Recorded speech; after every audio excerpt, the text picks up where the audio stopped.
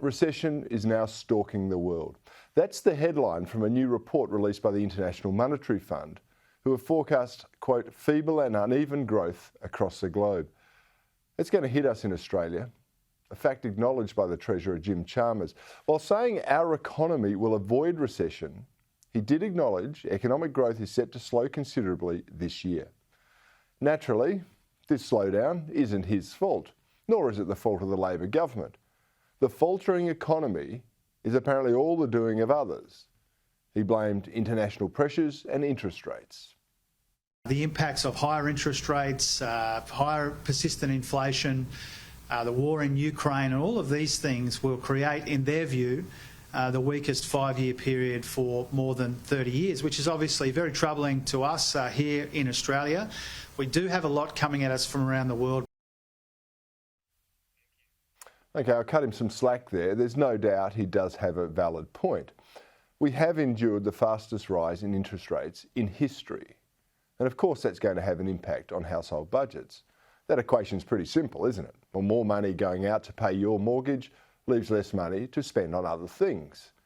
And higher interest rates also impact asset prices. And of course, when these fall, people who own these assets feel less wealthy and are therefore less likely to spend. I'll acknowledge as well there are international pressures that impact our economy too. In many cases, I've got to point out these have been caused by the insane pandemic policy prescriptions enacted by governments right across the globe. And I'll point this out as well. These idiotic policies were all endorsed by Labor during the pandemic, so I'm not going to accept that they can just wash their hands of them all now. But there's actually more on the domestic front that the Treasurer hasn't mentioned. We do have a full-blown cost of living crisis in this country. You know it and I know it. Everything from food to transport to utilities, it's rocketing up in price. But it's no coincidence that Labor has a hand in making these problems worse. You see, their opposition to fossil fuels, while foisting uneconomic renewable energy onto us, is a national economic suicide note. Not only is our power more expensive, it's also becoming less reliable. And both measures are only set to get even worse under Labor's continuing policy mix.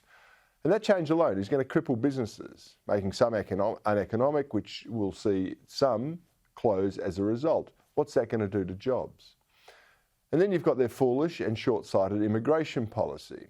You see, Labor are bringing in a record number of migrants, and this is all due to a bid to stave off a recession. It's essentially a vanity project to avoid a negative economic growth number. But I'm telling you, it's going to make our quality of life even worse. We've already got a full-blown rent crisis going on. So what do you think is going to happen when we bring in another million or so low-skilled workers and students? Well, here's a hint. I don't see rentals becoming more affordable or more available. And these imports are also unlikely to reduce congestion or the demand for important services. You know, those pesky things we use every single day, like food and water and power. More demand is likely to put further pressures on prices upwards. And while we have a limited ability to increase supply, once again because of Labor policies, this is going to make everything much worse.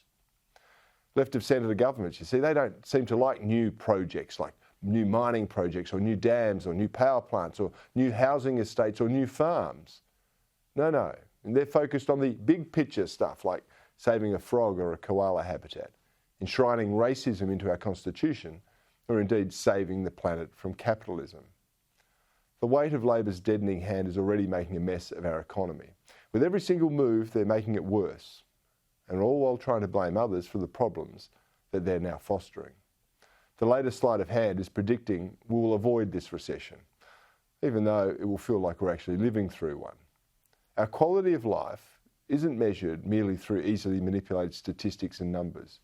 It's best measured by the well-being, the happiness, the prosperity of ordinary Australian families. And in almost every measure, what the federal government are doing to bolster their own egos is actually just going to make things worse for the rest of us.